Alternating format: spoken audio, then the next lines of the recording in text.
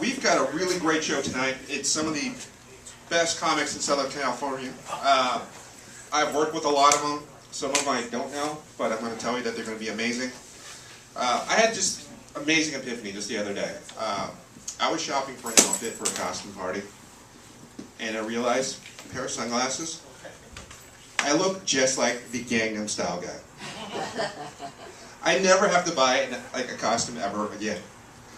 My other option, if I shave the sides of my head, I look just like the leader of North Korea. I actually tried it. The resemblance is uncanny. So much so, Donald Trump banned me on Twitter. On the bright side, Dennis Rodman sent me a friend request. There you go. Hey, you guys ever wonder why the Ninja Turtles wear masks? Let it sink in a little bit. It's weird. It doesn't make sense. Spider-Man wears a mask. He's trying to conceal an identity. That makes sense. We kind of know what the Ninja Turtles are at this point, though, right? I mean, why? I mean, there's no reason for them to wear masks. I feel like if somebody's like, if there was a dude that was really fooled by this, like imagine that guy. The guy's really fooled by this. He sees them without their masks one day. He's just like, holy shit, dude. Whole time I thought they were just young dudes with green skin. And like 3 fingers on each hand. And like a shell covering their entire body. But as soon as I saw them take off their thin, brightly colored mask, only covering their eyes, I found out they were in fact just mutant teenage-sized turtles. Just the dumbest motherfucker ever. So I'm single again because I am way too vain to do that. So yeah, I'm single and I'm really happy. I have a lot of fun with my friends. We go out dancing. It would be nice to have a bodyguard on the dance floor because I don't know what is going on. My friends have witnessed this. The boys and girls, as far as I am concerned, have a hard time keeping their hands to themselves. It is like kindergarten out there. So what I'm thinking is I'm just going to put them in a timeout, jail time eventually. I'm a little annoyed. That was my public service announcement. You guys, and I think it's just so awesome. It's like ladies' night. Like everybody, it's just incredible. Every night is ladies' night. And even in the back row, it's amazing. I think this will be a successful set if you guys just like pay attention to me for 5 minutes. I think I feel really good about that. So my name is David Kline Lovett. I actually made Love It up because that's what I'm hoping you'll say when I'm done. Like, I love it. So you might be wondering what this is. It's a Native American flute, but it's also joke insurance. You see, like after a comic tells a joke and like that silence, it's really uncomfortable. And so I'll play the flute if, drink it, I'll be funnier. Cheers. I just directed a feature film. I directed and produced it. I guess I did both things. Thank you. You guys don't care.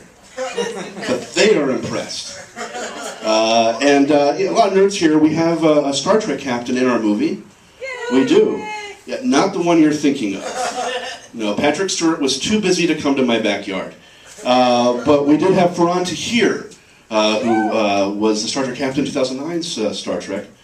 He was the Star Trek captain who had to sacrifice his life so that George Kirk could sacrifice his life so that Jim Kirk could have daddy issues. I don't want to start bragging, but I do have scoliosis. Thank you. Thank you very much. It is the sexiest disease. Even my spine is curvaceous, boys. All right.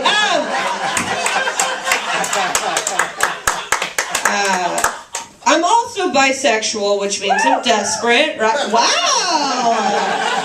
Guys, we are in a yoga studio. I don't know why I feel like that's the bi temple, but it is.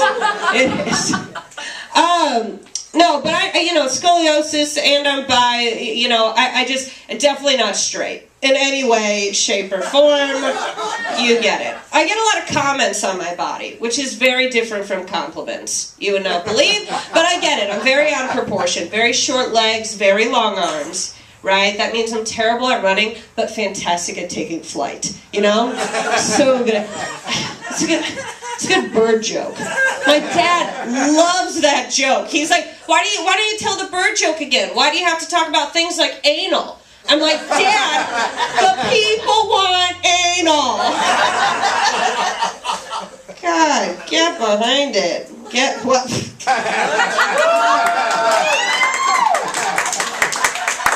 Well, that's good. Yeah, my second impression of Richard when I saw him, I thought, oh my God, I love the Boy Scout from the movie Up. That's good. And like every child actor, you look like you just went bad. So, if you follow Mario on social media, which you should, because he's almost funny. If you follow him on social media, you'll see that he performs all over Southern California. And it kind of reminds me of 80s bathhouses, because there's no hole in the wall that Mario won't fill.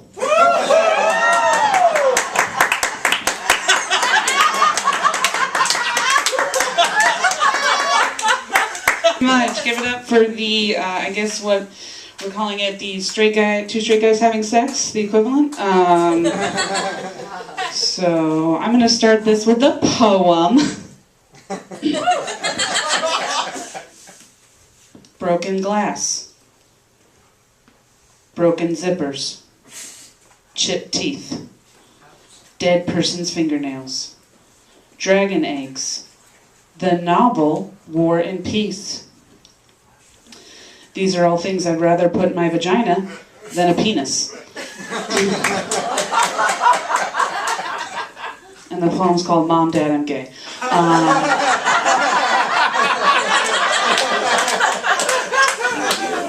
Thank you for laughing. A lot better reception than my first audience.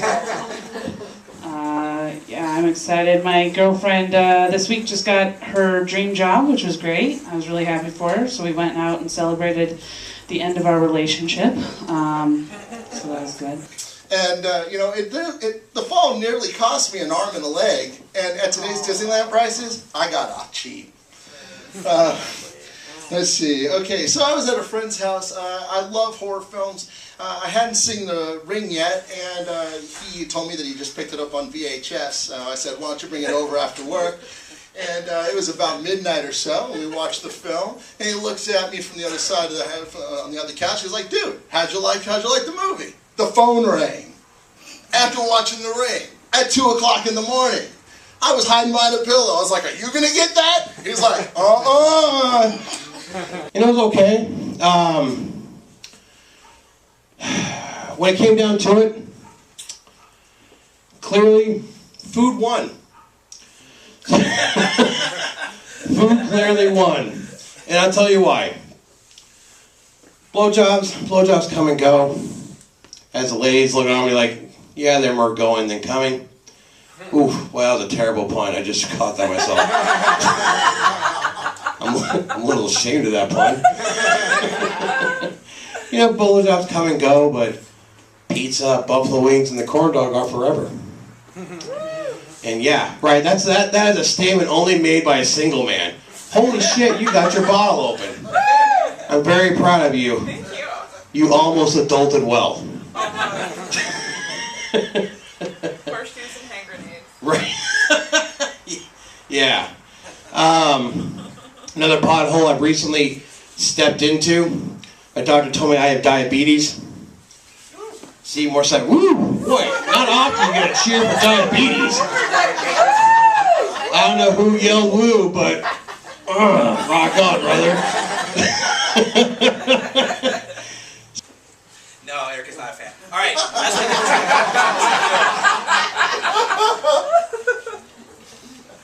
I'm a joke parasite. So somebody's a fan. But so like after that, you kind of get in the mindset of being single, and then suddenly I'm in a relationship, and like that just sort of happens to people, I guess. And it's very confusing to me because like when you're single for like, I don't know, 3 to 3.5 years, you kind of get a mindset you know, like you're the ugliest orc in Middle Earth. Like, you know, when you send a letter to Dear Abby, it gets returned unopened because it has toxic levels of sag. But, so I'm dating this girl, and, you know, we banter back and forth because honestly, you know, that's what I bring to the table. And it's not looks. And I say something to piss her off because that's the other thing I bring to the table. True. And she said, "You're lucky you're cute."